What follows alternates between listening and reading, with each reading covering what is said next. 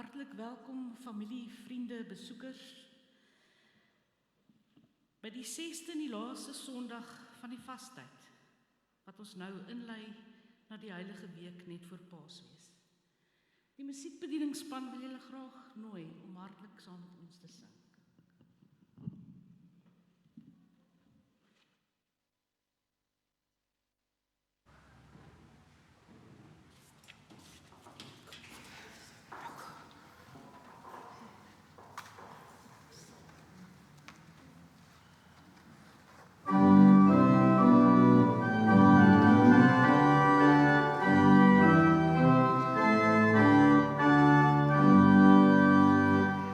Yeah.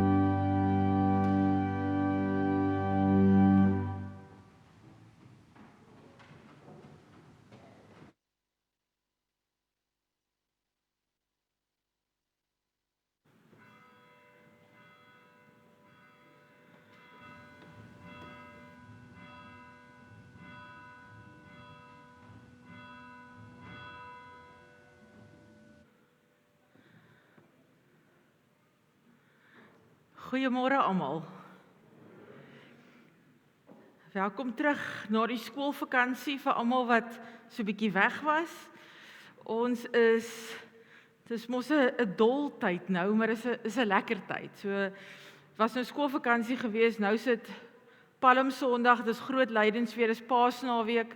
Maandag is vakansie, dan is dit 4 dae, dan is al weer 'n lang naweek en dan is dit sommer 'n hele skoolweek nog vakansie weer. So tussen die lang naweek en so, en moet mens nog al 'n bietjie kop hou soos 'n dronk weelhuis. Maar ons sal daar kom, ons sal deur hierdie maand ook kom. Dis Palmsondag, Palmpassie Sondag, so terwyl ons dink oor Jesus se intog in Jerusalem, begin ons ook vooruitkyk om te sê, maar waaroor gaan hierdie week? En hierdie week gaan oor Jesus se laaste paar dae op aarde. So ons gaan so 'n bietjie daarna kyk, dit saam feesvier. Julle sal hoor, ons het soliste, ons het weer musikante, ekstra musikante ingevoer, alhoewel dit vir my voel ons bære hulle eintlik net in die argief en haal hulle so elke dan en wan uit. Dankie dat julle weer by ons is, waardeer dit. Die kinders hierso het vir ons 2 liedjies geoefen, so ek hoop dit is regtig 'n lekker feesgeleentheid vir elkeen van u en dat jy op 'n ander manier 'n ontmoeting met God sal hê. Ons gaan nou saam stil raak, maar voor ons saam stil raak, julle kan so lank uitgaan, want as ons klaar stil geraak het, is dit julle Hosanna liedjie. Gaan staan gou by julle deure asseblief.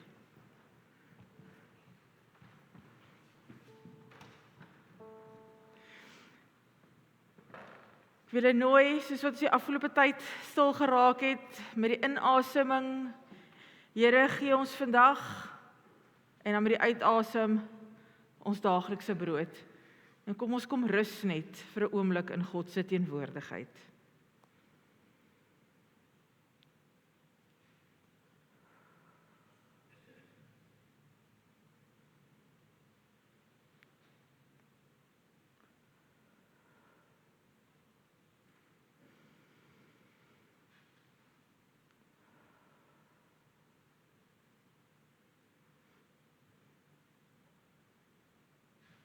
Mariaan, jy kan maar wegval.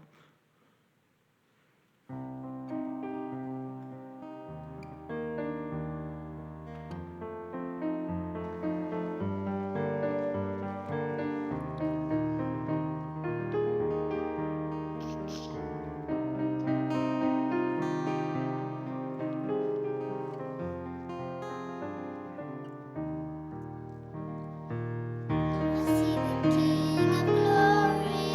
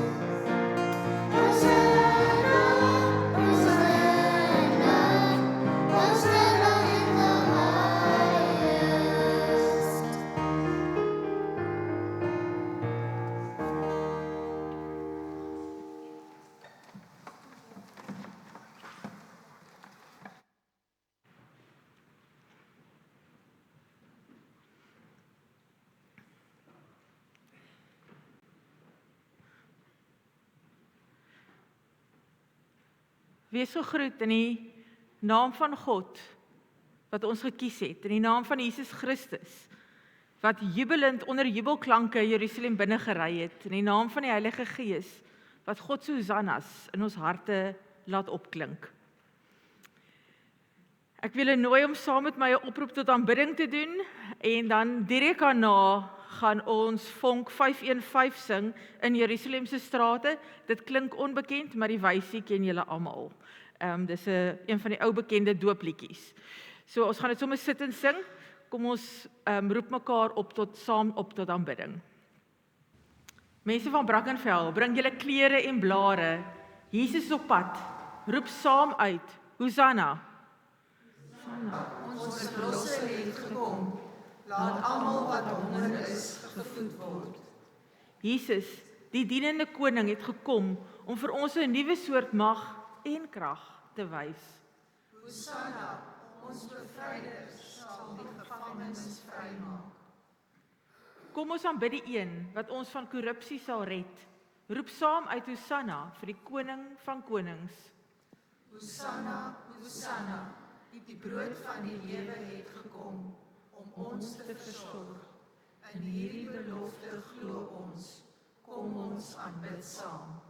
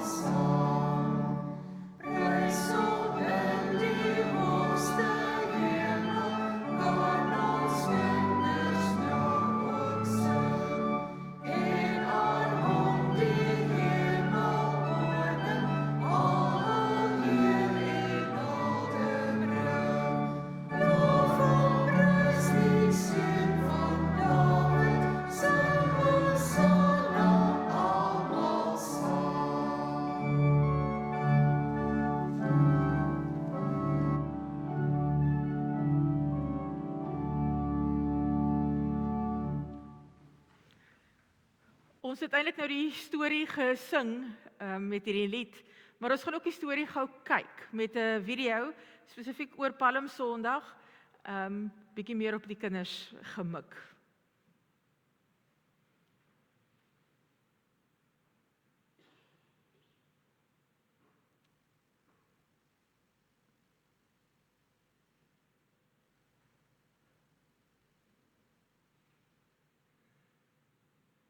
God's story, Palm Sunday.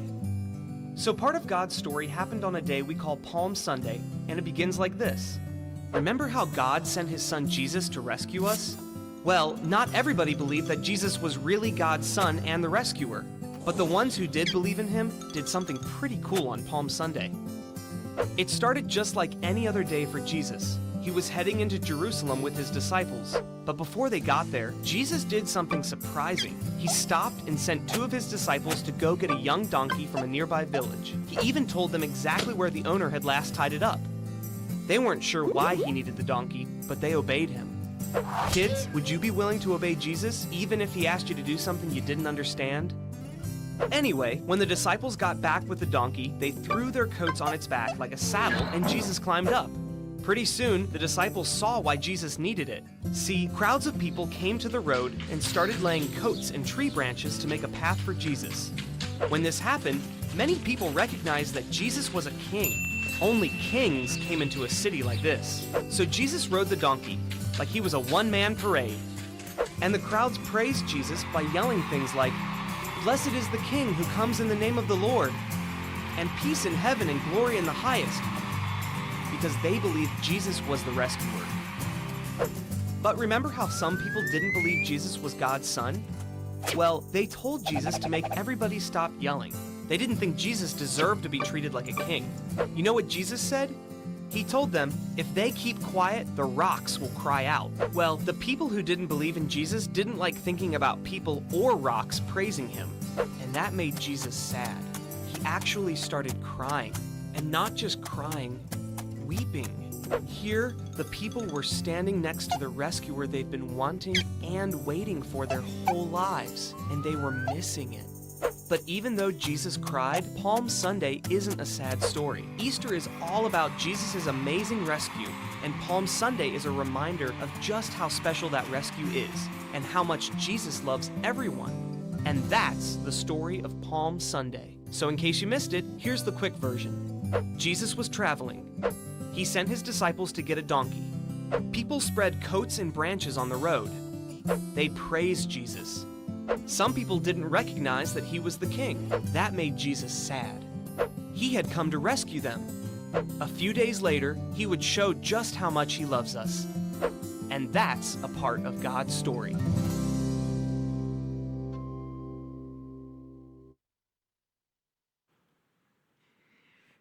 So ons is nou by Palmsondag. En Palmsondag is die laaste Sondag voor Goeie Vrydag en natuurlik voor Paasfees, voor Paassondag en waar ons die opstanding vier. Ons het elke Sondag tot dusver nog 'n kers doodgemaak. So ons maak hierdie Sondag ook 'n kersie dood. En dan is daar een wat brand, wat ons op Goeie Vrydag, wanneer ons dink aan Jesus wat doodgaan, wat ons die laaste kersie gaan doodmaak, as herinnering dat daar oomblikke van donkerte was, dat nog steeds oomblikke van donkerte is. Maar julle moet kom kyk wat gebeur op Goeie Vrydag, want ons maak nie net die kers dood nie, daar gebeur ander goed ook. En ek gaan nie nou al die game weggee nie, julle moet maar kom kyk wat dan gebeur. Ek hoor al die tongklappe.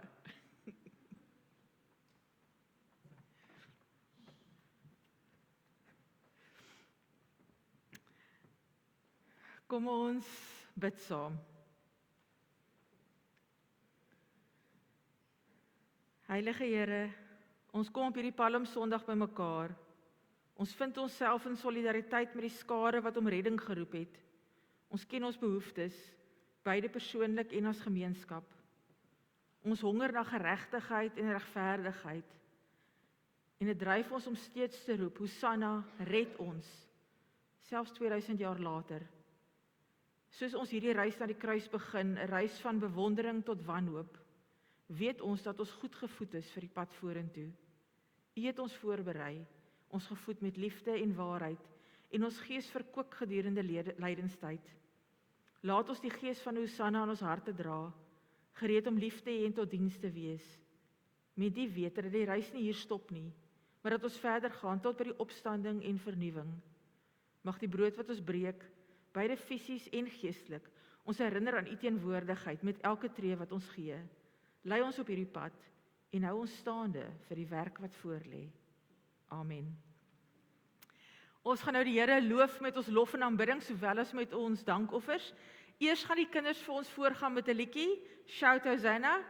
Julle kan rustig bly sit. Julle sal sien, die sanggroep, soos wat ons aanhou Hosanna gesing het, die sanggroep kom by en dan nooi ons almal in om saam te sing.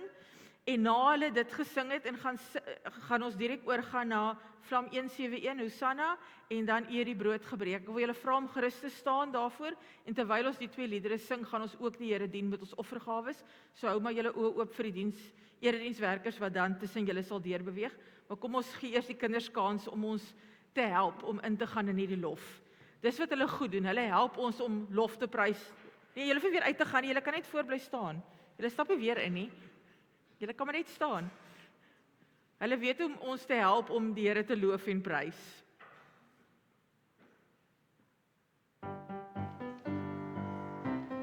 Energie.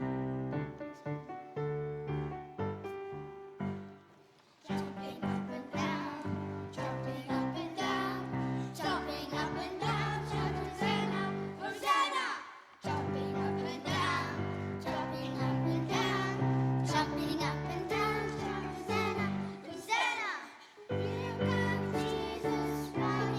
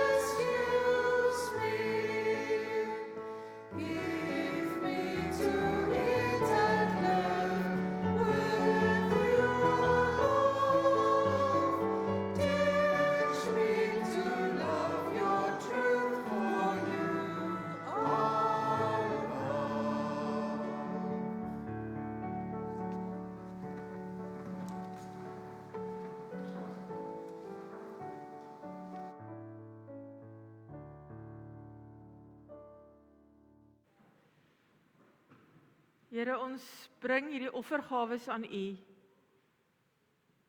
sodat U koninkryk kan uitbou hier in ons dorp, in ons land, dat U reg en geregtigheid tot uiting kan kom deur die dienswerk wat ons doen.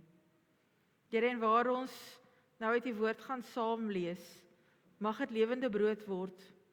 Mag U Gees die skrif bemagtig om ons in Jesus se gelykenis te vorm en te verander. Gee ons wysheid wanneer ons hierdie woorde van U woord interpreteer. Mag hulle ons gedagtes en siele voed. Amen. Ons skriflesing is Lukas 19 vers 28 tot 49. En ons het hom nou eintlik al 2 keer gehoor, maar ek wil dit tog ook uit die Bybel wat ons by ons het lees. Ek gaan uit die 83 die verhaal lees, maar ek voel gemaklik om dit te volg in watter vertaling en weergawe julle ook al het.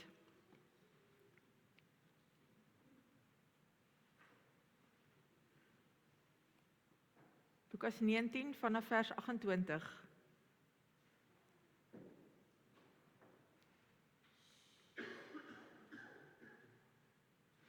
Nadat Jesus hierdie dinge gesê het, is nou alles wat voor dit gebeur het hy voor hulle uitgeloop op pad na Jerusalem toe. Toe hy naby Betfage en Betanië kom teen die Olyfberg, stuur hy 2 van sy disippels vooruit met die opdrag: Gaan na die dorpie toe daar reg voor julle. Net soos julle inkom, sal julle daar 'n jong donkie kry wat vasgemaak staan. Geen mens het nog ooit op hom gery nie. Maak hom los en bring hom hier. En as iemand vir julle vra, waarom maak julle hom los, moet julle antwoord: Die Here het hom nodig. Die 2 wat gestuur is, gaan toe en kry alles net soos hy vir hulle gesê het. Terwyl hulle die donkie losmaak, vra sy eienaars vir hulle: Waarom maak julle die donkie los? Hulle antwoord hom: Die Here het hom nodig. Toe bring hulle die donkie na Jesus toe. Daarna gooi hulle van hulle klere op sy rug en help Jesus opklim. Terwyl hy aanry, het hulle van die klere op die pad oopgegooi. Toe hy naby die stad kom, teen die afdraand van die Olyfberg, het die hele skare juigende volgelinge God uit volle bors begin prys oor al die wonderwerke wat hulle gesien het. Hulle het gesing: Loof die koning, hy wat in die naam van die Here kom. Vrede in die hemel en eer aan God in die hoogste hemel. 'n Paar fariseërs uit die skare sê toe vir Jesus: Meneer, maak stil die volgelinge. Maar hy antwoord: Ek sê vir julle, as hulle stil bly, sal die klippe uitroep.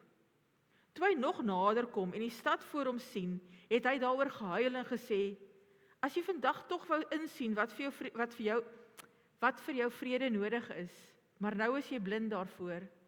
Daar sal daaroor jou kom dat jou vyande vestings in jou oprig en jou omsingel en jou van alle kante beleer. Hulle sal jou met die grond gelyk maak en jou inwoners uitwis. Hulle sal in jou nie een klip op die ander laat bly nie, omdat jy die betekenis van die tyd toe God gekom het om jou te red, nie besef het nie. Ons lees tot sover saam.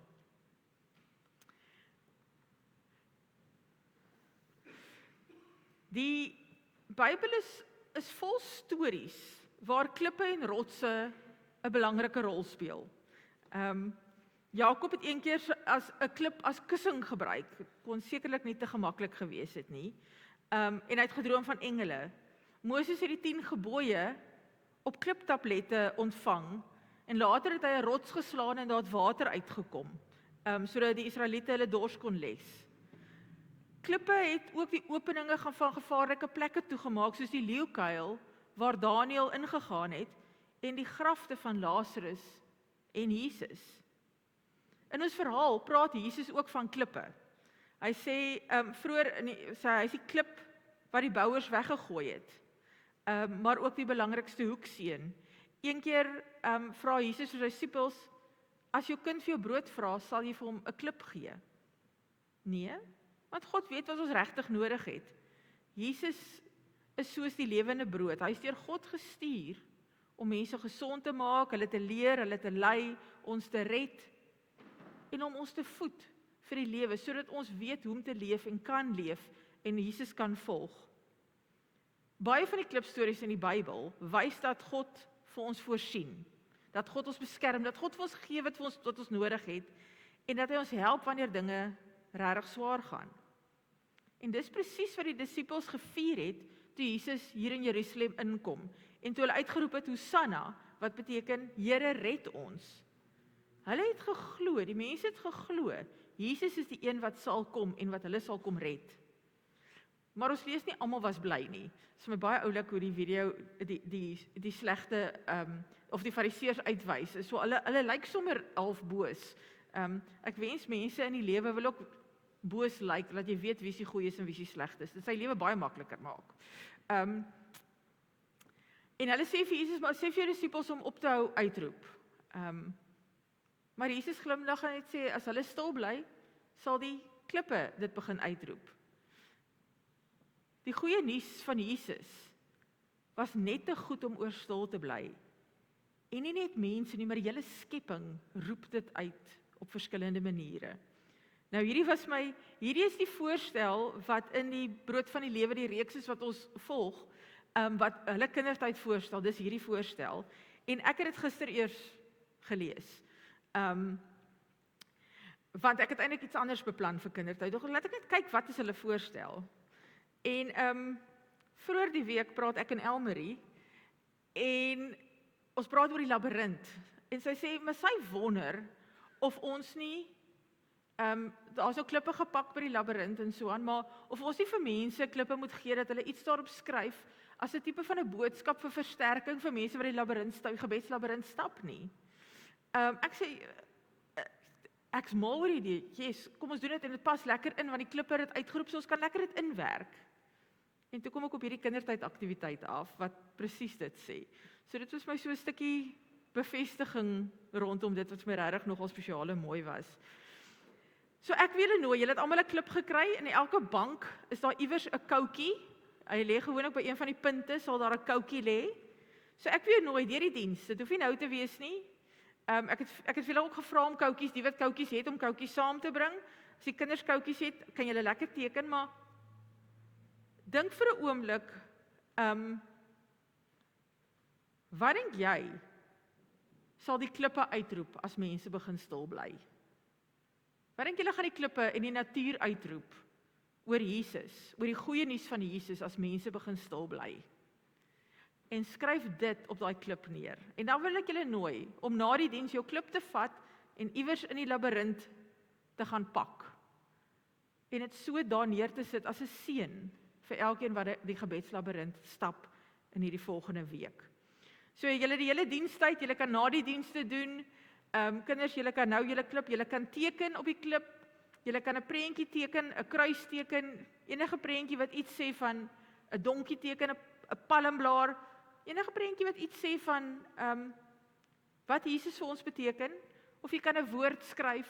Jy kan jou naam bysit as jy wil. Dis jou klip, jy kan daarmee doen net wat jy wil. Dit wat God op jou hart druk om op daai klip te skryf. Skryf dit asseblief daarop. Julle kan die hele diens as iets jou tref, skryf dit op. En dan gaan pak julle die klippe in die labirint. Die wat nie klippe het nou nie, daar's klippe in die voorportaal, so as julle wil kan julle as julle uitstap vir julle 'n klip vat. Ek sien daar agter lê ook 'n paar klippe. Ek weet nie of dit die musiekbediening se klippe is. Ja, dis die musiekbediening se klippe. Sorry. Moenie die musiekbediening se klippe vat nie. Hulle wys vir my. Hulle is elkeen spesiaal gekies. So, in die voorportaal is daar 'n klomp klippe. Jy vat gerus vir jou klip as jy nie 'n klip gekry het toe jy ingekom het nie. Kids, ek het slegte nuus vir julle. Julle moet ongelukkig die res van die tyd aan my luister, so julle moet net maar hier bly. Nou wil ek julle nooi om so 'n bietjie dieper te delf. Ons het elke Dinsdag is ons 'n klomp dominees wat somme oor Zoom, wat ons is van nie reg oor die land nie, maar reg oor die Wes-Kaap. Nee, ons is reg oor die land. Wat somme saamgesels oor die Sondag se teks, wat nogal baie spesiaal is en baie lekker is. Ek moet sê ek is so dankbaar vir die internet en iets so Zoom en Teams wat dit moontlik maak om so saam te kan gesels. Maar toe gesels ons nou oor hierdie teks en Jesus se intog, en een van die temas wat nogal sterk deurgekom het waaroor ons baie gesels is emosie, want daar's mos hierdie ou ding van hierdie selfde mense wat nou geskree het Hosanna, skree Vrydag kruisig hom. En hoe wisselvallig is ons emosies nie. Maar dit was 'n gesprek, maar Jesus wys ook emosie hier. Jesus huil, Jesus is hartseer. So, ons kan nie net emosie sleg maak nie, emosie is nodig. Søren Kierkegaard is 'n Deense teoloog. Hy het gevra van gevoel, wat meer is as emosie, maar hy het gesê, ons kan nie vir God loof sonder dit nie. Ons het daai gut nodig, waar ons vir God voel en God ervaar, om God te kan loof en prys. So ons kan nie net gevoel afmaak en sê, dit tel nie, net die kop tel nie. Daai goed moet 'n balans wees, maar dit moet met mekaar praat. Ons kop, ons gevoel, en dan die Bybeltradisie, so die goed moet die hele tyd met mekaar in gesprek wees. So dis een ding waaroor ons kan dink oor hierdie teks. Ek gaan nie vandag daaroor praat nie, maar ek het gedink ek wil tog vir julle gee. Dalk is dit iets wat jou tref en wat jy oor wil dink hierdie week. Die tweede ding wat ek ook net so vir julle wil gee vir die week, voor ek by die tema kom waarby ek vandag wil stil staan, was my opvallend, hoekom die mense geswaai het. Hoekom het hulle die een oomblik geskree Hosanna en die volgende oomblik kruisig hom? Het dit nie dalk te doen met 'n stuk teleurstelling, 'n stuk ontnugtering, oor hulle iets van Jesus verwag het. Hulle het gedink Jesus gaan 'n koning wees wat hulle kom red van die Romeinse bewind. 'n Koning wees wat hulle op daai manier gaan kom verlos. En toe kom Jesus en hy word gevange geneem en hy beklei nie terug nie, hy laat hom gevange neem, hy laat hom weglei, en daai ontnugtering oor dit wie hulle gedink het Jesus gaan wees en wie Jesus toe is, maak toe dat hulle net heeltemal omswaai. Dit kan ook wees, hulle het uitgeroep, hy is die koning, en as die Romeine dit gehoor het, waarskynlik ook my Fariseërs hulle wou stil maak, want as die Romeine dit gehoor het, dit was gevaarlik, dan het hulle almal se koppe gewaai. Hulle het almal in daai kruise gehang. So toe ewe skielik swaai hulle om kruisig hom, want nou beskerm hulle self. Hy gaan nou nie oorneem hierso nie, so hulle moet nou hulle self beskerm. So daar's 'n klomp redes. Maar dit my toe nogal laat dink hoekom baie Christene uit die kerk verdwyn, maar Christendom los. En ek wonder of dit ook te doen het met 'n stuk teleurstelling of ontnugtering nie. En nie soseer oor die kerk of iets fout is met die kerk of Christendom nie, maar dalk oor hulle prentjie van God wat verkeerd is, oor 'n godsbeeld wat nie gesond is nie. So dis die tweede ding wat ek vir julle wil gee vir die week, om sê, gaan dink 'n bietjie oor, hoe lyk jou beeld van God? Hoe lyk jou beeld van Jesus? Is jy okay met 'n Jesus wat gekruisig word? Met 'n Jesus wat nie sterk is nie, maar wat eintlik oorwin deur magteloos te wees? Gaan lees 1 Korintiërs 1. Maar, so dis die tweede ding, wat ek vir julle wil sê, as dit jou dalk tref, is dit iets waaroor jy kan gaan dink. Maar ons is besig met 'n spesifieke reeks, en ons reeks se invalshoek is, Jesus is die brood van die lewe, en hierdie brood is die brood vir ons reis, ook vir hierdie volgende week, maar ook vir ons lewensreis. In 'n wêreld, gevul met fisiese en geestelike en alle forme van honger, smag ons na voeding. Nie net om ons maag te vul nie, maar ook ons honger na veiligheid. Ons honger na vrede. Ons honger na harmonie. Ons het nodig dat God ons vul teen ons bekommernisse en angste. En om ons geloof uit te leef, dra ons. Ek sê altyd vir mense, as jou geloof jou nie help nie, dan is daar iets fout met jou geloof en met jou prentjie van God. En dit kom nou so 'n bietjie terug by die prentjie van God. Want geloof is daar om ons te help. Geloof is daar om ons deur die lewe te dra. Om God se geregtigheid uit te leef, moet ons harte vul, en ons gedagtes, ons siele en selfs ons liggame voed. Hier besef ons dat om in Christus te glo, beteken ook om ander te voed, en om self deur die geloof gevoed te word. En ons doen dit deur die leiding en die krag van die Heilige Gees. Dis mos altyd die drie eenheid wat op 'n manier aan die werk is. En dan is dit interessant om te kyk na hierdie verhaal en die geloof wat ons in hierdie verhaal sien. En hoe Jesus die mense voed, ook vir die sy pad wat voor lê. So, die eerste wat ons sien is, Jesus stuur 2 disippels na 'n dorpie toe. Beveel hulle om 'n jong donkie wat nog nooit gery is nie, na hom te bring. Dis 'n vreemde versoek. Ek meen, regtig, gaan na die dorp toe, kry die jong donkie en bring dit na my toe. As dit nou iemand vreemds was, sou hulle dit mos nou nie gedoen het nie. Hulle moes op 'n manier tog geglo het in Jesus. Hulle moes redelik vasgeglo het in Jesus en dat wat Jesus het 'n plan vir hulle om hierdie donkie te gaan haal. Want hulle kon gestraf gewees het, want dit so gelyk het of hulle die donkie steel. So, dis 'n groot stap van geloof wat ons hier sien. Tweede is, die eienaars laat toe, dat die disippels die donkie vat. Nou, ons weet nie of hulle vooraf met Jesus 'n reëling gehad het nie, maar tog, toe die disippels sê, Jesus soek die donkie, daar vat hulle die donkie. So die eienaars sien ons van die donkie het geloof gehad. Die derde ding is, en ek het net hier aangeraak, toe die mense sien, Jesus ry op hierdie donkie Jerusalem binne, gooi hulle klere op die grond neer, hulle gooi palmtakke neer, hulle gooi takke neer, en hulle loof God en prys Jesus as koning. Dit was rebellie teen die Romeinse ryk. So vir hulle om dit te doen, moes hulle geglo het in Jesus. En in dit wat Jesus gedoen het, aan die wonderwerke wat Jesus gedoen het, dit wat hulle gesien het van Jesus, dit wat hulle gehoor het van Jesus,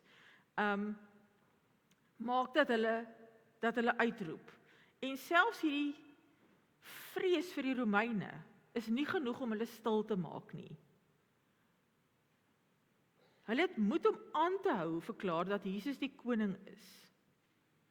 Want op 'n manier het God vir hulle geestelik gevoed.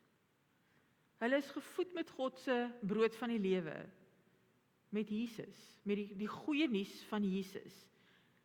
So deur die geloof het die disippels, die donkie se eienaars, die mense by die ingang van Jerusalem mekaar gevoed met geloof in Christus. Met Christus wat die brood van die lewe is. En hulle kon dit doen omdat Jesus homself vir hulle gegee het, omdat Jesus saam met hulle was, omdat Jesus by hulle was, omdat Jesus die brood van die lewe is. Dit het hulle versterk, maar dit versterk ons ook nog steeds.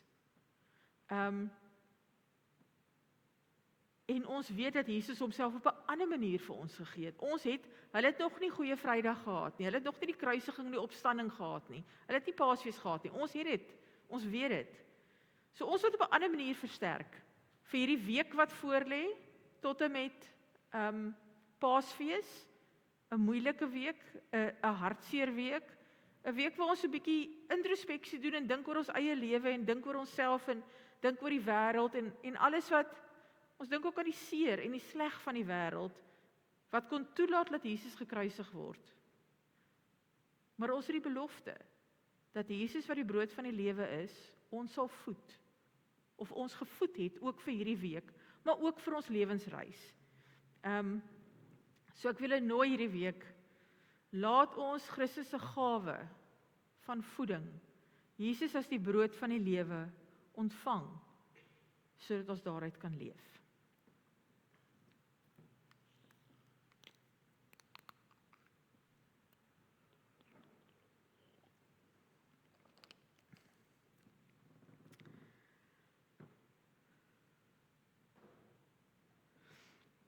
Ek wil julle nooi ek gaan 'n gebed doen, waar ons saam ons skuld bely, waar ons net sê, ons kry nie hierdie altyd reg nie.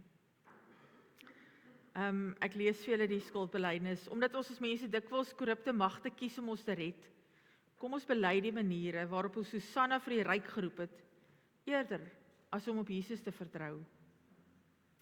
Kom ons bid saam. Heilige en reddende Here, ons bely dat ons troos gesoek het in sisteme van mag, wat redding beloof deur oorheersing, beheer en verdeling. Ons plaas ons hoop in rykdom, status en selfbehoud, eerder as in die nederigheid van Christus. Ons skaar ons by die magte van hierdie wêreld en draai ons rug op die radikale liefde, geregtigheid en vrede wat Jesus vir ons gewys het.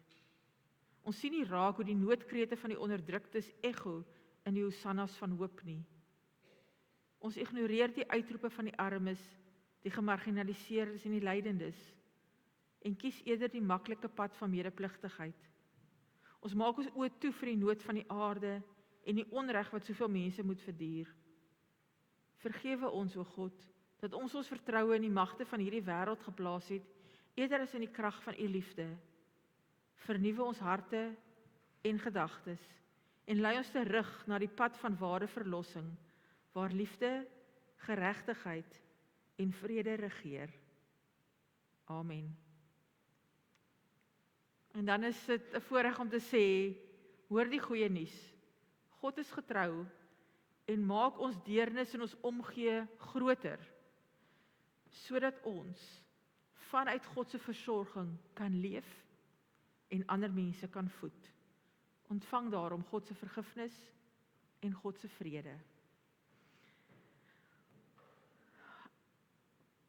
Kom ons gaan nou luister na Johanay, gaan vir ons voorgaan in 'n nuwe lied wat ons gaan aanleer meer as ooit. En ek dink die voorsanggroep gaan iewers ook inval en haar ondersteun met die lied, om die lied groter te maak. Ons gaan, as ons klaar die lied, ontvang het as 'n bedieningslied, 'n lied waar God met ons praat en ons harte aanraak. In reaksie op hierdie lied gaan ons 'n geloofsbelijdenis saam doen.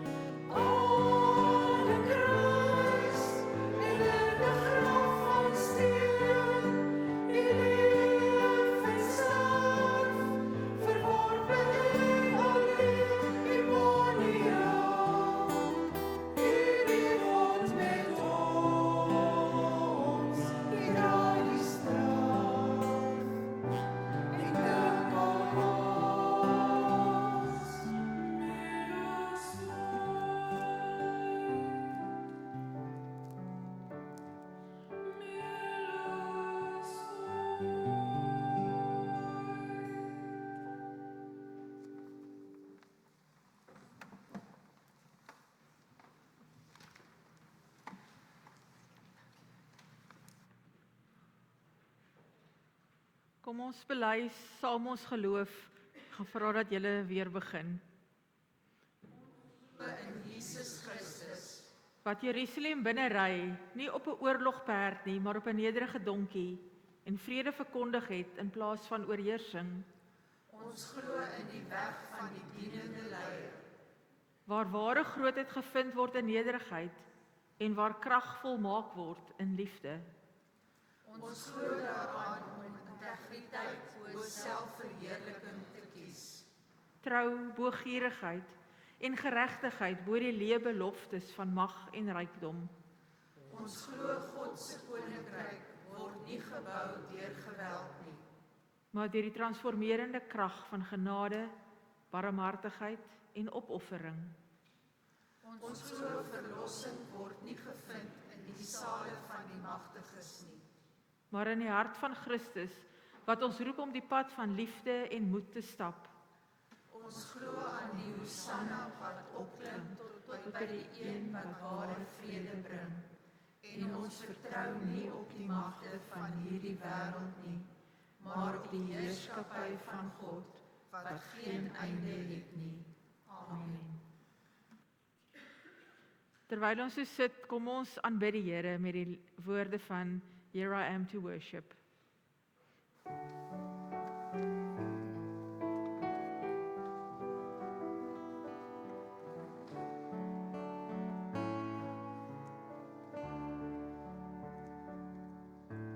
Light of the world, you step down into darkness. Open my eyes and we see beauty that made us heart adore you. Hope of a life spent with you. Here I am to worship, here I am to bow down, here I am to say that you're my God. You're altogether lovely, altogether worthy, altogether wonderful to me. King of all days, so highly exalted, glorious in heaven above. Humbly you came to the earth you created, all for love's sake became born. Here I am to worship, here I am to bow down, here I am to say that you're my God.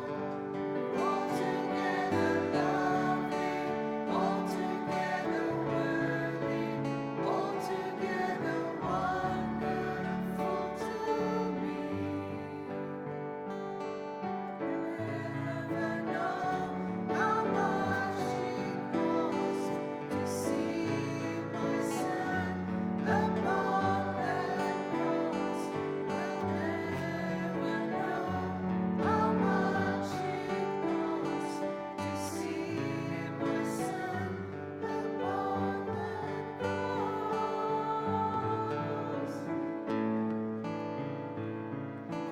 Here I am to worship, here I am to bow down, here I am to say that you're my God. You're altogether lovely, altogether worthy, altogether wonderful to me.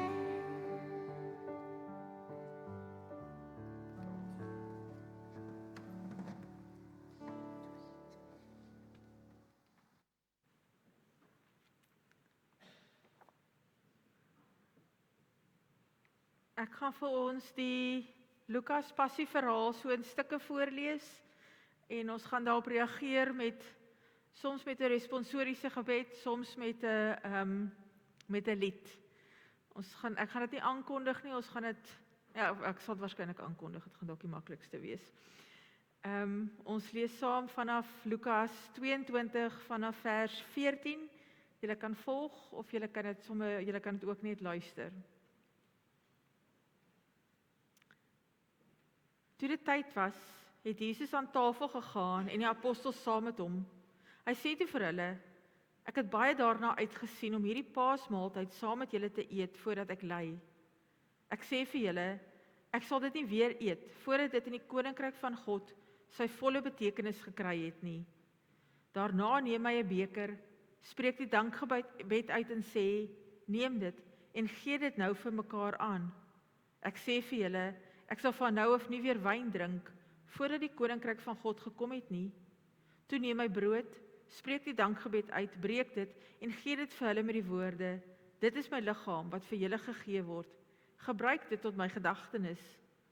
Met die beker na die maaltyd het hy net so gemaak en gesê: Hierdie beker is die nuwe verbond, beseël deur my bloed wat vir julle vergiet word.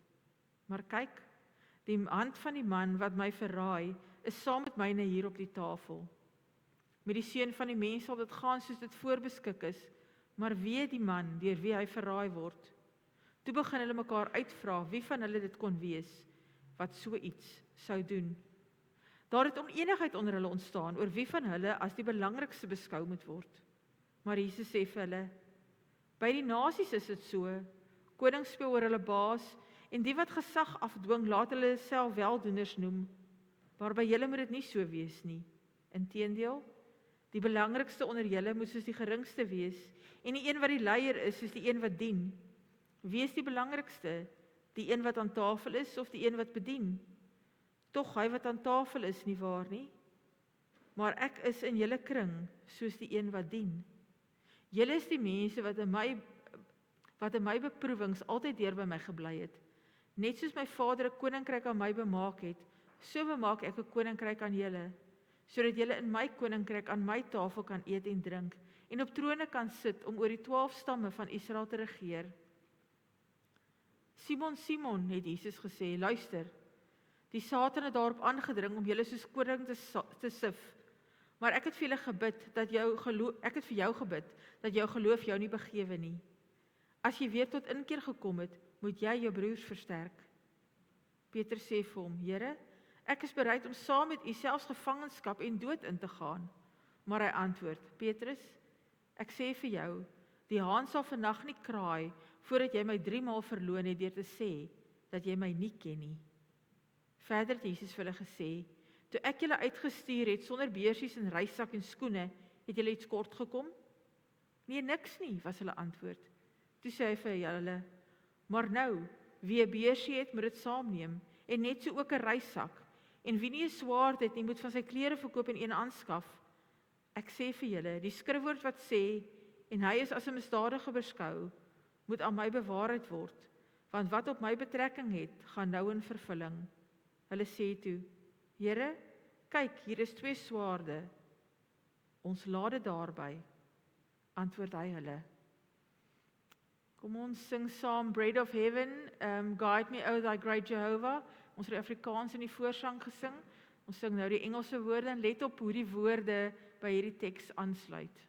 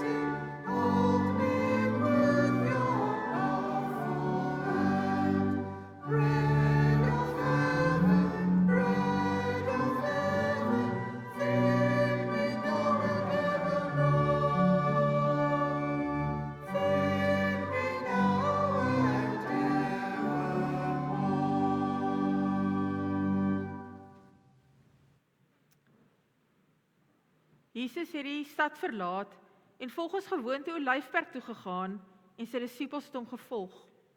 Toe hy op die plek aankom, sê hy vir hulle, bid dat julle nie in versoeking kom nie. Hy het hom toe van hulle afgesonder, omtrent so ver as mens met 'n klip kan gooi. Daar het hy gekniel en gebid.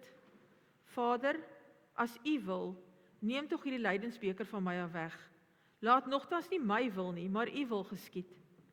'n Engel uit die hemel het aan hom verskyn en hom versterk. Hy het in doodsangs geraak en het nog ernstiger gebid. Sy sweet het soos bloeddruppels geword wat op die grond val. Toe hy van die gebed opstaan en by die disippels kom, het hy hulle aan die slaap, uitgeput van droefheid gekry. Hy sê toe vir hulle, waarom slaap julle? Staan op en bid, sodat julle nie in versoeking kom nie. Terwyl Jesus nog praat, kom 'n klomp mense daaraan. Die een wat Judas genoem is, een van die 12, het hulle gelei en nader gekom na Jesus toe om hom te soen.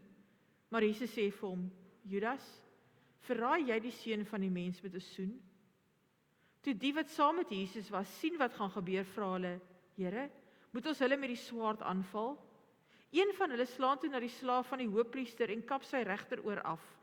Maar Jesus sê, hou op daarmee. Daarna het hy die oor aangeraak en hom genees.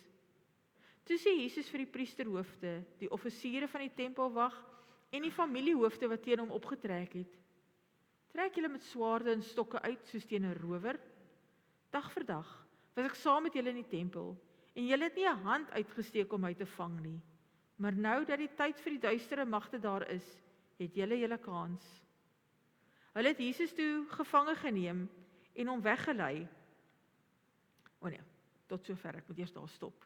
Ek wil nooi om 'n responsoriese litanie uit Jesaja 50 en Psalm 31 saam met my te sê in reaksie hierop.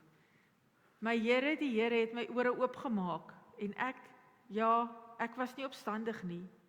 Teruggedeins het ek nie. My rug het ek gehou vir hulle wat slaan en my wange vir hulle wat baard uitpluk. My gesig het ek nie verberg vir beledigings en spieg nie. Dit is my Heer, die Here wat my te hulp kom. Hy wat my reg handhaaf, dis naby. Kyk, my Heer, die Here kom my te hulp. Ek wil juig en vreugde vind in die troue liefde, dat U my ellende raak gesien het, bewus was van die benouenis van my lewe, my nie oorgelewer het in die hande van die vyand nie, maar my voete op 'n ruim plek laat staan het. Wees my genadig, Here, want ek is benoud, maar op U, Here, vertrou ek. Ek sê, U is my God, my tye is in U hand. Hulle het Jesus toe gevange geneem en hom weggelei en in die huis van die hoofpriester gebring. Petrus het op 'n afstand agterna gekom. In die middel van die binneplaas was daar 'n vuur en daar het mense bymekaar gesit.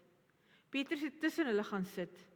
'n Diensmeisie wat hom in die skynsel van die vuur sien sit het hom goed bekyk en gesê, die een was ook saam met daardie man. Maar Petrus het dit ontken deur te sê, Juffrou, ek ken hom nie. 'n Rukkie later sien iemand anders hom en sê, jy's mos ook een van hulle. Maar Petrus antwoord, man, ek is nie. Na verloop van so wat 'n uur het nog een met beslisheid beweer, souwaar, die een was ook saam met daardie man. Hy is mos ook 'n Galileër. Maar Petrus sê, man, ek weet nie waarvan jy praat nie. En onmiddellik, terwyl hy nog praat, het daar 'n haan gekraai. Die Here het omgedraai en Petrus aangekyk. Toe val dit Petrus by wat die Here vir hom gesê het. Voordat die haan vannag kraai, sal jy my 3 maal verloon. En Petrus het buitentoe gegaan en bitterlik gehuil. Die manne wat vir Jesus bewaak het aangehou om met hom die spot te dryf en hom te slaan. Hulle het hom geblinddoek en gesê, jy's mos 'n profeet, sê wie het jou geslaan? En nog baie ander godslasterlike dinge het hulle hom toegesnou. Toe dit dag word, het die raad van die volk, die priesterhoofde en die skrifgeleerdes vergader en Jesus voor hulle laat bring. Hulle sê toe, as jy die Christus is, sê dit vir ons. Maar hy antwoord hulle, al sou ek dit vir julle sê, sal julle my tog nie glo nie. En al sou ek vir julle 'n vraag stel, sal julle ook nie antwoord nie. Maar van nou af sal die Seun van die mens aan die regterhand van die almagtige God sit. Toe vra hulle almal, dan is jy die seun van God. Hy sê vir hulle, dit is soos julle sê, ek is. Daarop sê hulle, waarvoor het ons dan nog getuienis nodig? Ons het dit mos uit sy eie mond gehoor. Daarna het die hele vergadering opgestaan en Jesus na Pilatus toegebring. Daarna het hulle die aanklag teen hom begin deur te sê, ons het bevind dat hierdie man ons volk ophits. Hy belet hulle om aan die keiser belasting te betaal en beweer dat hy die Christus, die koning is. Pilatus vra hom toe, is jy die koning van die Jode? Hy antwoord hom, dit is soos jy sê. Daarop sê Pilatus vir die priesterhoofde en die skare, ek vind geen skuld in hierdie man nie. Maar hulle het sterker aangedring en gesê, die hele Joodse land deurstook hy die volk op met sy leer. Hy het van Galilea af begin en tot hier daarmee gekom. Toe Pilatus dit hoor, vra hy of die man dan 'n Galileër is. Nadat hy te wete gekom het dat Jesus uit die magsgebied van Herodes afkomstig was, het hy hom na Herodes toegestuur, wat juis in daardie tyd self in Jerusalem was. Herodes was baie bly om Jesus te sien. Omdat hy soveel van hom gehoor het, het hy hulle geruime tyd die begeerte gehad om hom te sien. Hy het ook gehoop om hom een of ander wonderwerk te sien doen. Hy het allerlei vrae aan hom gestel, maar Jesus het hom niks geantwoord nie. Die priesterhoofde en die skrifgeleerdes het hom heftig gestaan en beskuldig. Herodes en sy soldate het hom toe met veragting behandel. Hy het hom 'n deftige kleed laat omhang en hom met hom die spot gedryf en hom daarna na Pilatus toe teruggestuur. Op daardie dag het Herodes en Pilatus vriende geword. Voorheen was daar kwaai vriendskap tussen hulle. Kom ons bid saam, dis ook 'n responsoriese gebed. God van deernis, wat saam met ons brood breek aan die tafel van geregtigheid. Ons bid vir almal wat honger ly in hierdie wêreld. Ons dink aan die wat swaar kry onder onderdrukkende sisteme, die wie se stemme nie gehoor word nie, en die wie se behoeftes nie vervul word nie. Ons bid vir die wat ly onder 'n gebrek aan hulpbronne, of dit kos, skuiling of veiligheid is. Herinner ons daaraan dat ware geregtigheid gevind word wanneer ons die brood van die lewe met mekaar deel en nie net liggaamlike versorging bied nie, maar ook waardigheid en respek vir almal. Ons vra dat U ons harte tot aksie sal roer om die hongeriges te voed, die vreemdelinge welkom te heet en teen onreg op te staan. Versterk ons deur die gebreekte brood van Christus wat alles gegee het ter wille van die wêreld en maak ons gewillig om dieselfde te doen. Ons bid vir die leiers van hierdie wêreld, mag hulle harte oop wees vir die geroep van die onderdruktes en die wysheid hê om met regverdigheid en deernis te lei. Lei hulle in hulle soeke na vrede en geregtigheid vir almal.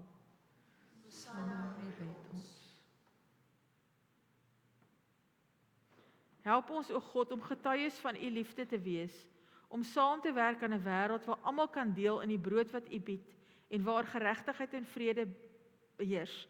Ons bring hierdie gebed met vertroue in die krag van die liefde om die wêreld te verander. Amen.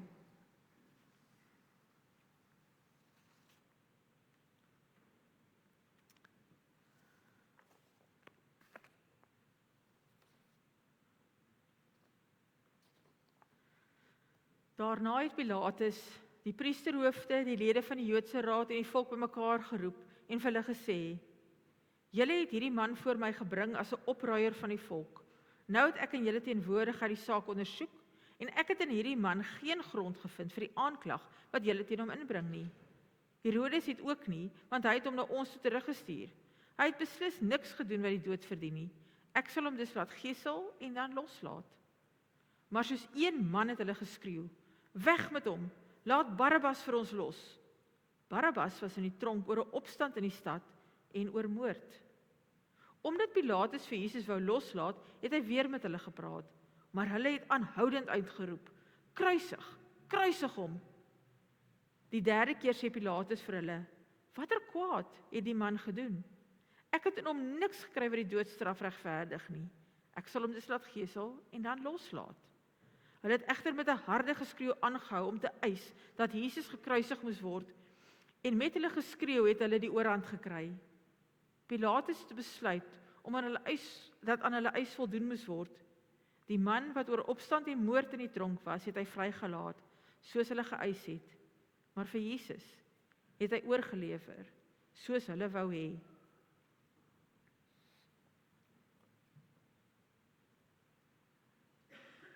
Terwyl hulle hom wegry, gryp hulle 'n sekere Simon van Sirene, wat toe net van buite die stad af gekom het, en sit die kruis op hom om agter Jesus aan te dra. 'n Groot menigte van die volk het agter Jesus aangeloop, onder wie ook vroue wat oor hom getreur en gehuil het. Maar Jesus het na hulle toe omgedraai en gesê: "Vroue van Jerusalem, moenie oor my huil nie, huil oor julleself en julle kinders. Want daar kom dae waarin hulle sal sê: Hoe gelukkig is die onvrugbare vroue en die wat nooit 'n kind in die wêreld gebring het of gevoed het nie. Dan sal hulle vir die berge sê: Val op ons, en vir die heuwels bedek ons. As hulle dit met die groenhout doen, wat sal dan met die droëhout gebeur?" Kan ek vra dat jy net terug sal sit na die vorige skyfie asseblief? Nee, die prentjie ene. Daai ene, dankie. Daar is 2 ander, albei misdadigers weggelei om saam met Jesus tereggestel te word. Toe hulle by die plek kom wat Kobbeen genoem word, het hulle hom daar saam met die misdadigers gekruisig, die een aan sy regter en die ander een aan sy linkerkant. Toe sê Jesus: "Vader, vergeef hulle, want hulle weet nie wat hulle doen nie." Hulle het sy klere verdeel deur te loot. Die volk het daar gestaan en kyk. Hulle raadslede het hom ook uitgelag en gesê: "Ander het hy gered, laat hy homself red as hy die Christus is, wat deur God uitverkies is." Ook die soldate het vorentoe gekom en hom bespot. Hulle het vir hom suurwyn aangebied en gesê: "As jy die koning van die Jode is, red jouself." Daar was ook 'n opskrif bokant hom: "Dit is die koning van die Jode."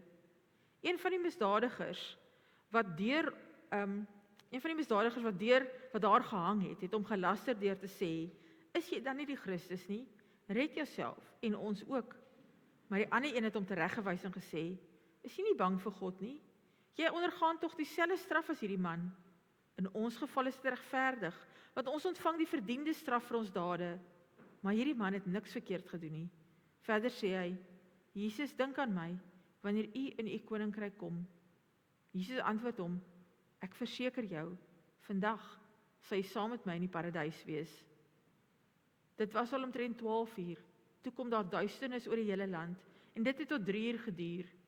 Die son het opgehou om te skyn. Die voorhangsel in die tempel het middeldeur geskeur. Jesus het hard uitgeroep: "Vader, in u hande gee ek my gees oor." Na hierdie woorde het hy die laaste asem uitgeblaas. Toe die offisier sien wat gebeur het, het hy God geprys en gesê: "Hierdie man was werklik onskuldig." Al die mense wat saamgedrom het om na die skouspel te kyk en gesien het wat daar gebeur het verslae huis toe gegaan. Maar al Jesus se vriende, ook die vroue wat hom van Galilea afgevolg het op 'n afstand bly staan. Hulle het al hierdie dinge gesien. Ons luister na hoe Tian ons bedien met die woorde en die pragtige lied "Were You There?"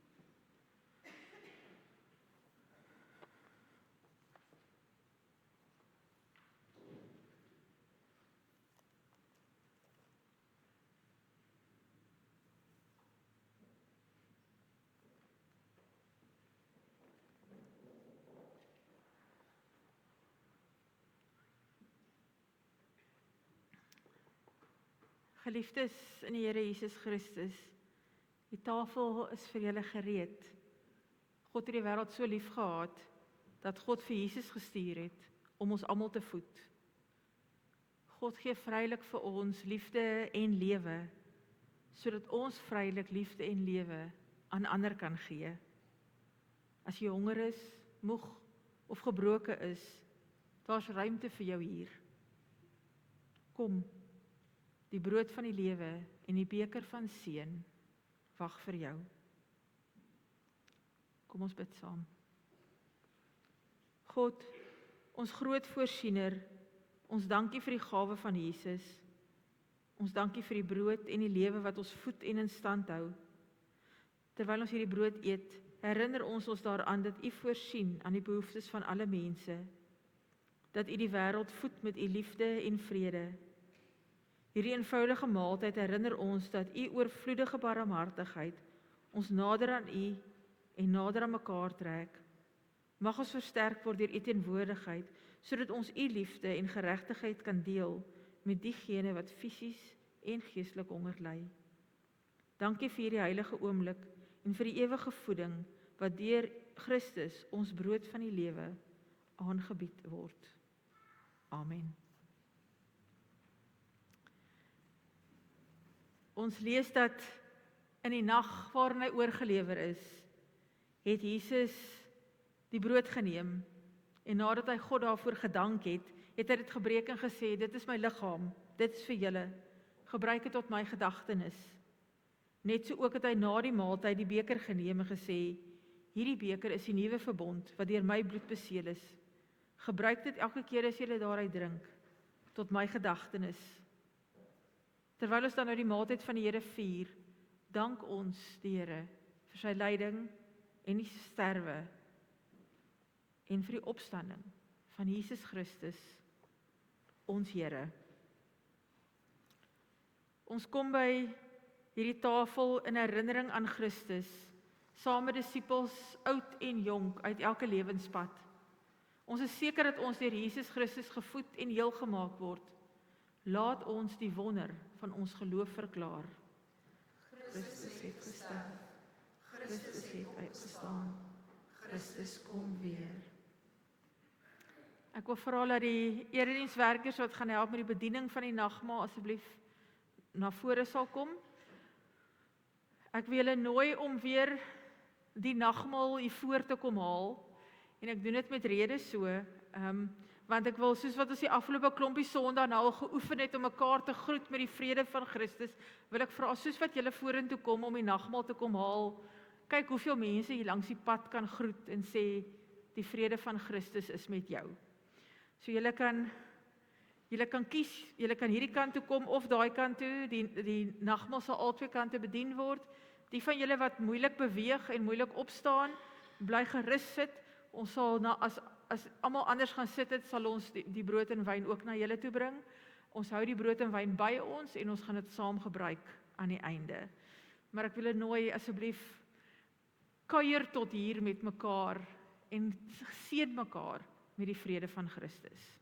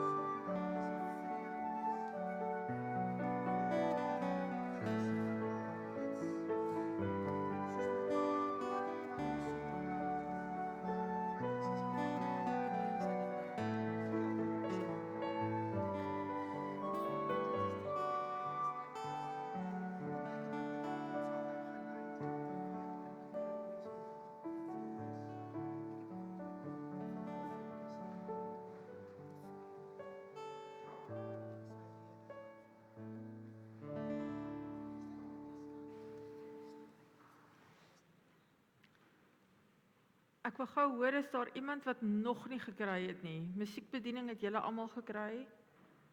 Het almal hier gekry? Kan die eredienswerkers iemand nog bedien? Ek het gesien julle het wel gegaan na 'n paar mense toe. Almal reg, ek sien geen hande nie. Dankie eredienswerkers.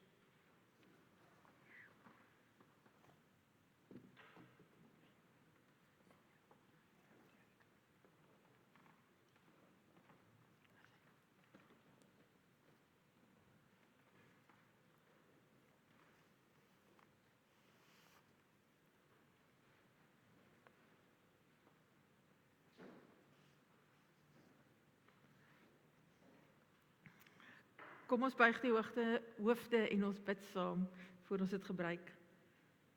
Heilige God, U voed en voorsien vir ons. Help ons om hierdie tydlose maaltyd van die brood en die beker te proe, te geniet en te waardeer.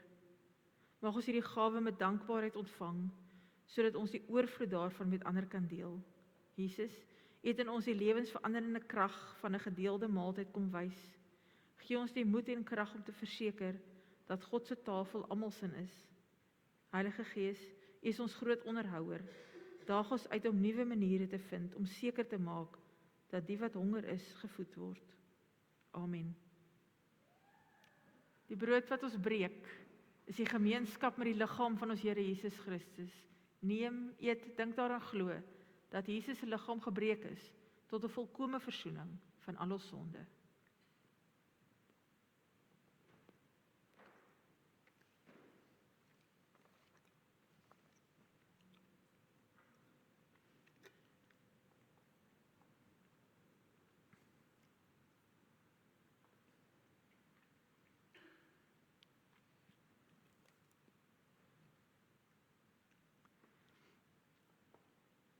Die beker van danksegging, waaruit ons drink, is die gemeenskap met die bloed van ons Here Jesus Christus. Neem, drink, dink daaraan, glo dat Christus se bloed gevloei het tot 'n volkomme versoening van al ons sondes.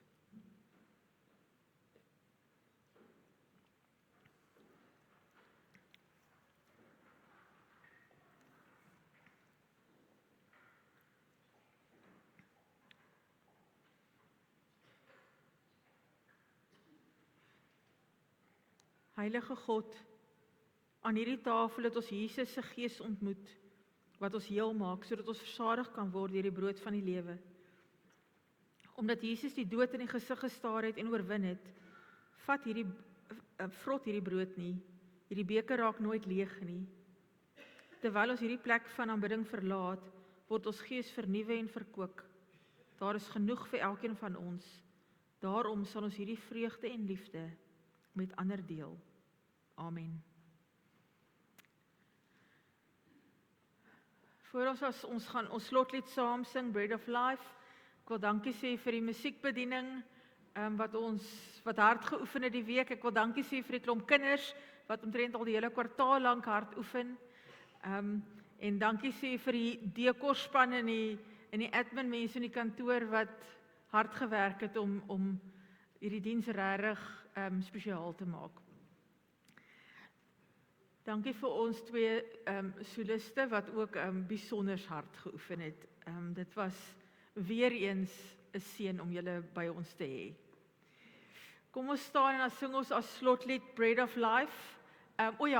Daar is, die kinders gaan stokbrood maak hierna.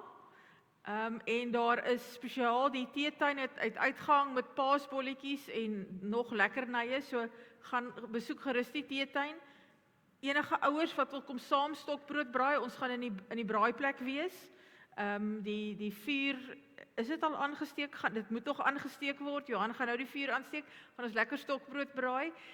Veral die ouers van die kleiner kinders, dit sal goed wees as julle daar kom help met die stokbrood braai. Ek weet nie of ek almal gehelp gaan kry en gaan keer dat vingers brand nie, maar ons gaan ons bes probeer. Kom ons staan en sing ons brood van die lewe.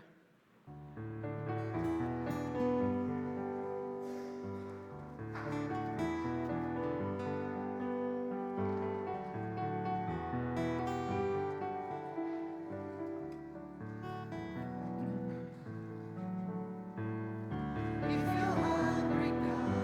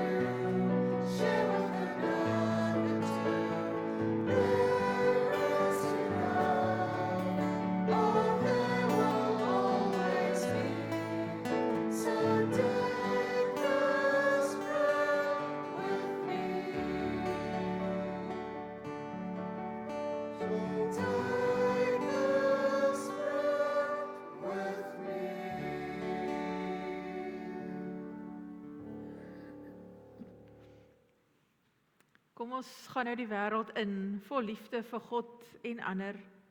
Mag ons die brood van die lewe vrylik gaan uitdeel, nie net die brood wat die liggaam versadig nie, maar ook wat die siel voed. Leef jou lewe deur te dien soos Jesus, in deernis uit te reik na die wat moeg is, hoop na die wanhoopiges en brood vir die hongeriges. Terwyl jy gaan, mag die liefde van God jou omvou, die vrede van Christus jou lei en die krag van die Heilige Gees jou onderhou, nou en vir altyd. Amen.